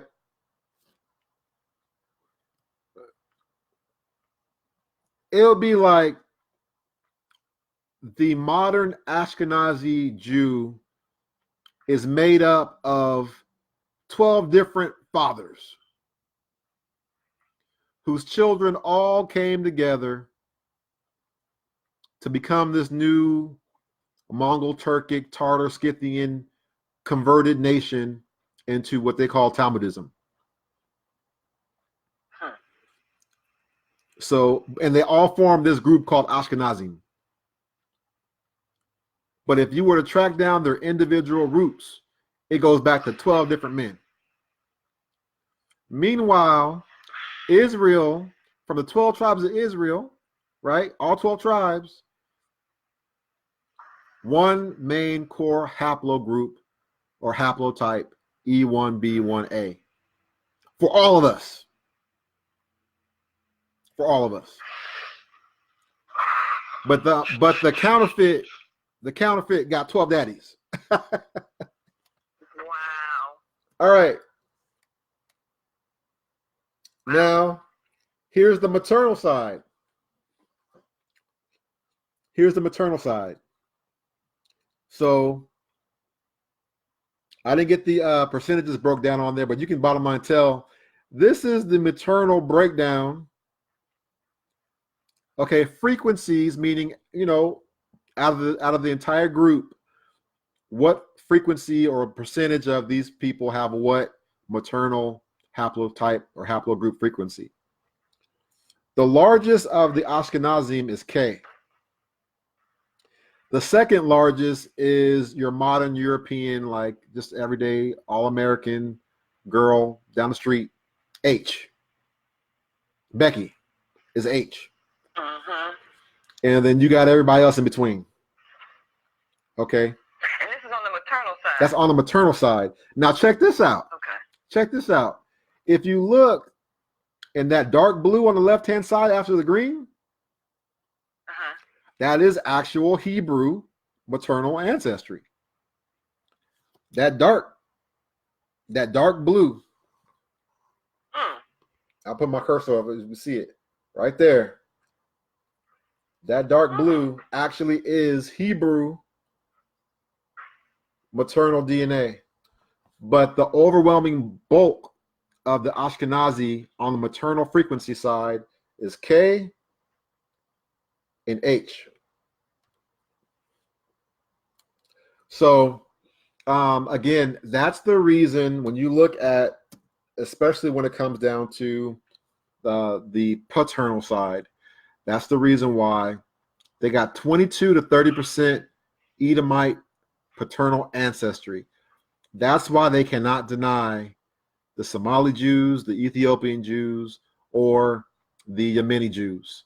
That's why when you look at that new Netflix movie, you got Captain America going after these folks, trying to save them, right? He's trying to go after and save those people that he has remote ties to, collectively as a Ashkenazi Jewish people. So meanwhile, real Israel struggling and getting enslaved and raped and violated and burnt up and tortured, but they're going to go do Operation Moses and everything else to try to get their cousins out and with them and become Israelites, basically, Israelis. But what's sick about it is that these folks are so cold peace that they even hating on the Edomite Jews. So, I mean, when you see these dark-skinned, black, dark Negro folks over there talking about we're Ethiopian Jews, we're Somali Jews, whatever, but they get mistreated by them folks over there. They're getting mistreated by these folks that don't really got no ties to them and don't really have no love to them. So I'm trying to think anything else I want to break down. I think I'm good. Oh, I got one last thing I'll do. And that's it. Okay. And then we can all go to bed. All right. So what's up with I got something I want to add. Like, I seen that there was I think he was a Karaite Jew who was saying that he will burst out and say that the Limba know that they are not the real Jews, and I'm saying to myself, what is he talking about? They never said anything like there's a brother, there's an elder that follows me right now, and he's Limba. He's my friend on Facebook, and he told me they know for sure that they're Israel. So I'm trying to understand what that other Karaite Jew was talking about. So this is what it comes down to. The Limba, now we got to talk about admixture, okay? The Limba are predominantly Israelites, okay? Okay. Now, the thing about it is, man, I'm trying to be sensitive about this. Okay.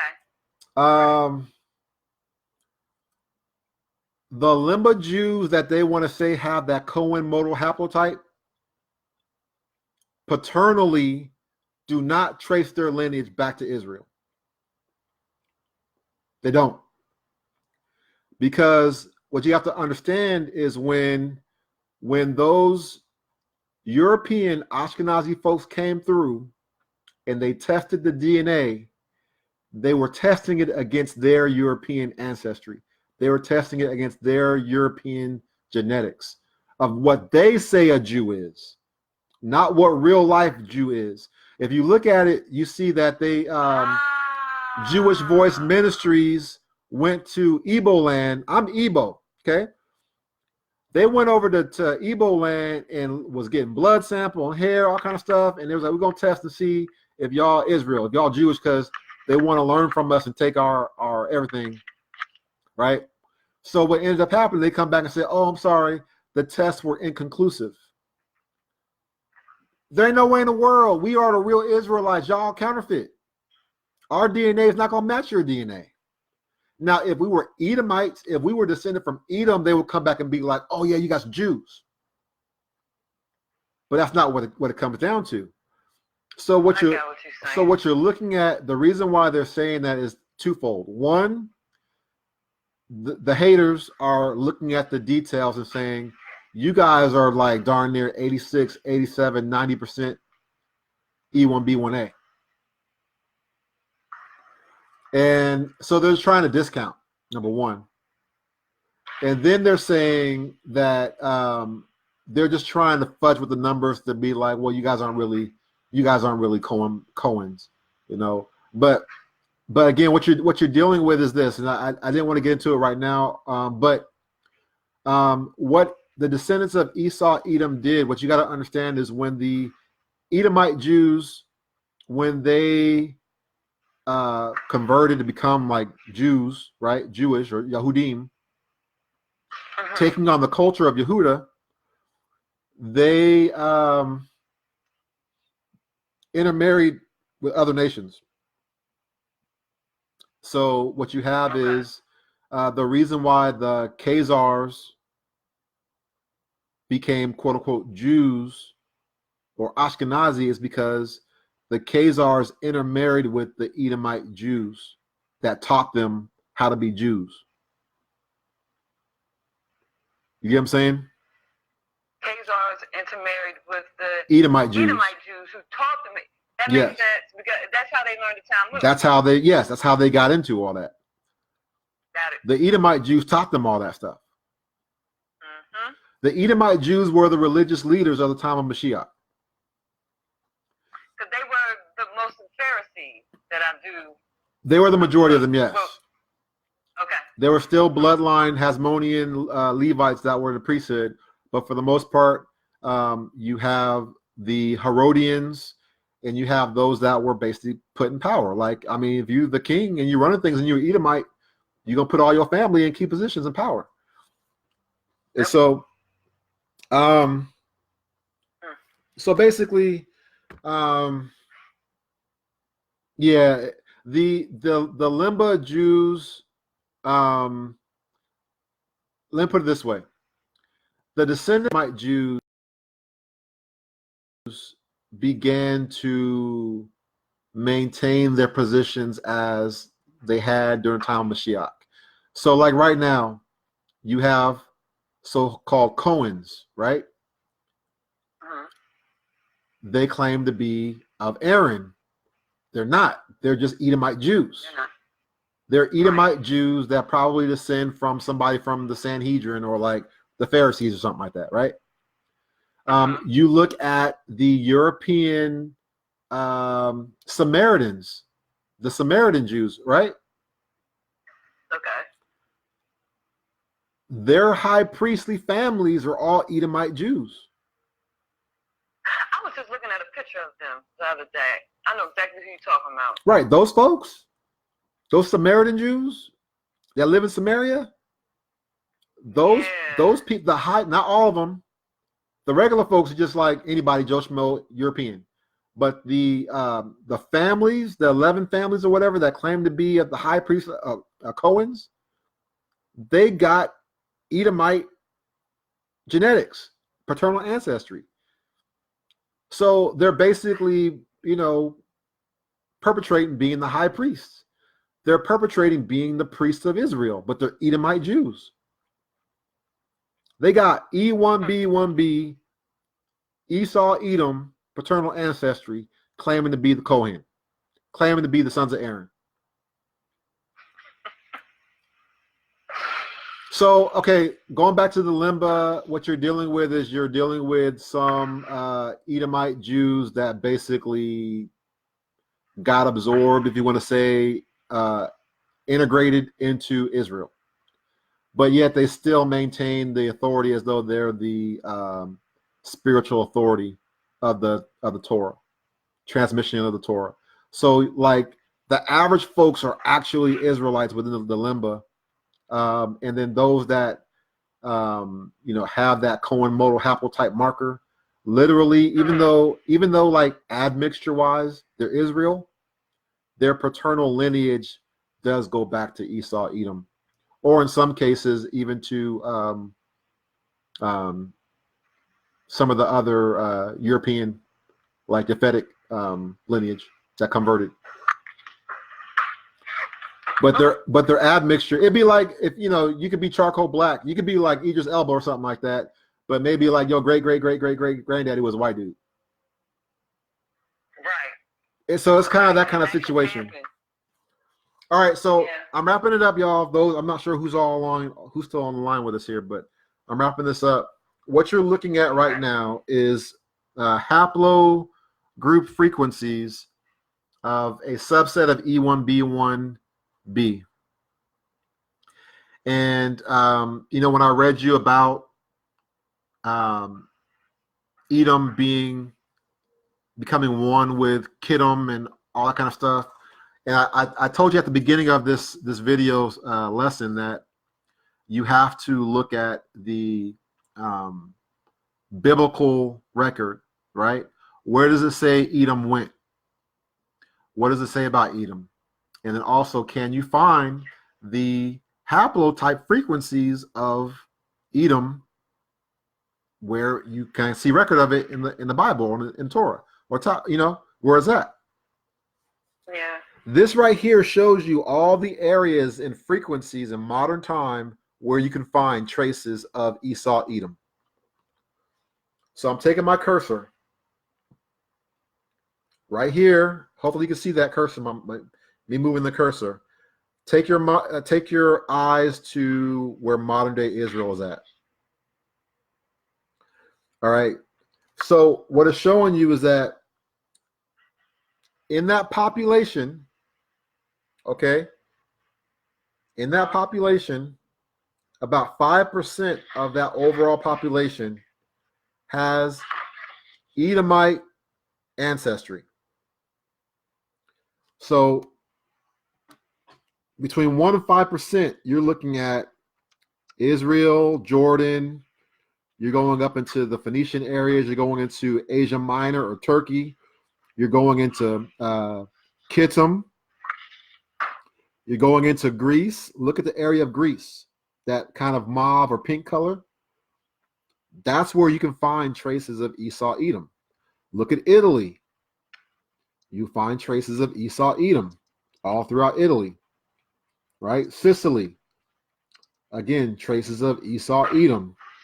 You look at Spain, Portugal, France, right?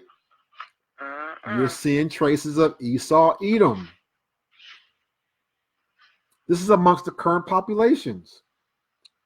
Okay, it's real faint, but even in the UK, you can look all the way up, everywhere, even in the far north, you see some traces of Esau, Edom, like in Norway and stuff like that, right? But then look at North Africa. It's like between basically 20% and 75% of the population has the genetic paternal marker of Esau, Edom. Isn't that something? And that's the men that you showed us, the ones that's doing that stuff too. That are enslaving our people. Nigeria. Yeah. So yeah, it's all of them. So this right here, from North Africa all the way down to them folks that basically penetrated into Nigeria, right? Now those people are in Ghana, they're in Cameroon, they're in Chad. They literally, if you really want to be real about it, they really traverse from East Africa all the way to Northwest Africa. Do you know that they just offered them free passports, right, or something like that? Something about the Fulani herdsmen. They're giving them free passports or something. No, so they're giving them. They're giving them land. They're basically giving them land to graze their animals on, and then they also have placed them on the Nigerian passport. Now these folks aren't these Nigerian passport. right. These folks aren't even like it's funny because you hear like Nigerians, specifically Igbo or Yoruba, they say these folks aren't even from here. They're not even Nigerians. They got no part of what we got going on. They're from the Middle East. They're outsiders. So they don't have no business being on no passport. They don't got no business, whatever. You know, they're roving nomads that just kind of float through the earth and just, you know, do stuff. But the reality is, your president is one of them. Y'all voted for one in office. I mean, it was rigged the last election, whatever. It's all rigged, but still, like so. Let me put it this way: when the Europeans left the countries they colonized, they put people in power they knew they could rely on to keep things in check. So, but yeah, bottom line is in North Africa, when you see the funny looking people, they look kind of funny. You're like, I don't know where they come from. Those are the mixed children of the Moors, which the Moors were a mixture of Esau, Edom, Moab, and Ishmael. But you got to understand that Esau, Edom is the lead or the head of Black Arabia. When you look historically, they were the ones that rallied all the different tribes, the tribes together. All the Berber tribes, all the Tuaregs, and all that stuff. All them folks that were a mixture of Moab, Ishmael, and themselves. They were the ones that were the head. So really, you're looking at, how can I describe it? You are looking at a war between the powers of Edom as the head of their confederacy, and then Israel. And then I'm gonna leave this last little nugget, and then we're gonna be out. And that is that a lot of your European descent American presidents actually have paternal ancestry that does go back to Esau, Edom. So literally, they are of the lineage, the mixed out, whited out lineage that traces back to biblical Esau, Edom. They're just whited out. So like they're like 90-something% European. But again, like I said, paternal DNA, that Y DNA does not change. It doesn't change. So it passes from father to son to son to son. So you could be as whited out as you want to be. But if your great grandfather was, and throughout that unchanged lineage was an Israelite, then you can say your paternal lineage goes back to an Israelite. Or if it goes back to an Edomite, or Esau, then that's what it is. Regardless of what you got right now, you know what I'm saying? You might be 90% European, 95% European. You could pass all day long. But yeah, it's a trip that a good portion of these European, American presidents actually have paternal DNA that goes back to Esau, Edom. Hitler had DNA that went back to Esau, Edom. What's his name? Einstein. Einstein had a lot of these Ashkenazi Jews. Like I said, they got ancestry that goes back to Esau, Edom. So they're everywhere then. Yeah. So when you talk about collusion, what you're dealing with is when you're dealing with Black Arabia, Muslim versus Christian, killing and murdering and raping and violating, you're dealing with the descendants of Moab, Ishmael, and Esau. When it comes to the Europeans, most of the European powers actually have admixture of Esau, Edom. Like your modern, like you gotta understand, the two powerhouses of earth was Esau, Edom, and Israel. That's it. Now the other folks, you're dealing with Gog Magog. That's a whole different animal. That's a whole different story. That's a whole nother video. Okay. So when you're talking about the Mongols, the Scythians, all I'll say is this: if you were wondering about these other folks, go do your research on Tartaria. You could do a YouTube video search on Tartaria and go from there. So like tartar, like tartar sauce, Tartaria. Okay. All right, Tartaria. Just various spellings of it. But if you want to figure out where these folks came from, these Slavic folks and stuff like that, go look up Tartaria. Go look up the Scythians. Go look up the Mongols. People think that the Mongols were Asian people, and they were, I'm being, my words here, they were lighter complected, pale complexion, usually had red hair, blue or green eyes. Hello? The Mongols? Yes. Oh. It's propaganda. Wow. Listen, I'm just going to say, these folks have gone over the entire earth. They take over names, identities, they wear your clothes, all that. They don't care. That's how they get down. They learn your language. And you said the name of them, how you say that again? Tartaria? Tartaria. Yeah, Tartaria. Tartaria. Okay, I'm going to look that. Yeah, I'm going to look into that. And you will see. Now, Wow. okay, last thing I'll say, we mentioned a little bit about the Fulani tribe. And again, I don't hate on all the Fulani tribe. That's not what I'm about. I'm not trying to do all that. The Most High is going to do what he's going to do. And I do believe there will be a remnant.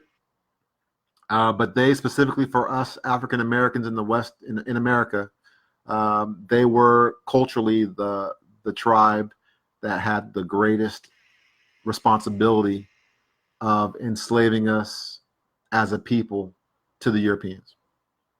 Like there's, all I'm gonna say is like this. Okay, I got the perfect example. Woo, I gotta be careful here. And I'm gonna be careful. Okay. So just like Nnamdi Kanu and IPOB, right? When Nnamdi Kanu was missing and they were like, okay, we think he's dead or he's hiding out someplace, we don't know where he's at. And they tried to change the narrative. And first off, they tried to say that IPOB was a terrorist group. Okay. And then they tried to spin a narrative on Nnamdi Kanu because they thought he was either dead or he was gone. They didn't know where he was at. He was gone. Right? They spun a narrative about him to make him look bad. Okay? Same thing happened to our ancestors in West Africa. So you got folks that are volunteering, talking about, please forgive us. We apologize for the sins of our forefathers and so on and so forth.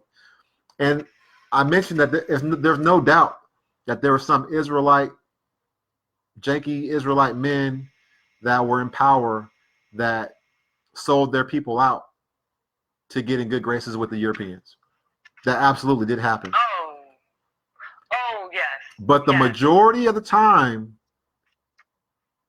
it was the Fulani slave raiding armies that were rolling up Israelites and then selling them to the Europeans on the coastline. Real talk. Yeah. You just gotta keep it 1,000. It's no hate. It's just truth. Go research it and look it up. Look at the slave narratives. Go look and see what happened.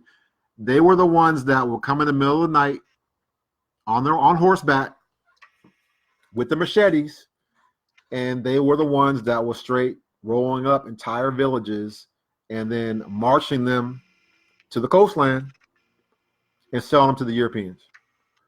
So, I mean, it's a part of the history. That's why if you look, the majority of us come from Nigeria or Cameroon. If you look at it. Well, see, people have to look at the patterns too, because when you look at the history of Leopold, who did he have helping him? The Moors. Right. The Moors went in and got our people, and they were cutting off the hands and stuff. And then what about Mussolini? Mussolini had the Moors go Italy, in against do a thing. Ethiopia, right? Straight up. So people have to look at the pattern. It's deep. Boy, it is. It's deep. And so it's a lot. It's a lot to go through. It's a lot. I hope that this has been edifying to you that have been listening and those that will listen in the future. It's a lot of information. There's going to be more questions. Like I said, when it comes to the other folks, you got to look at the Tartars, the Huns. You got to look at the Scythians. You have to look at the Visigoths, the Goths. And these are all the same people, just an extended family.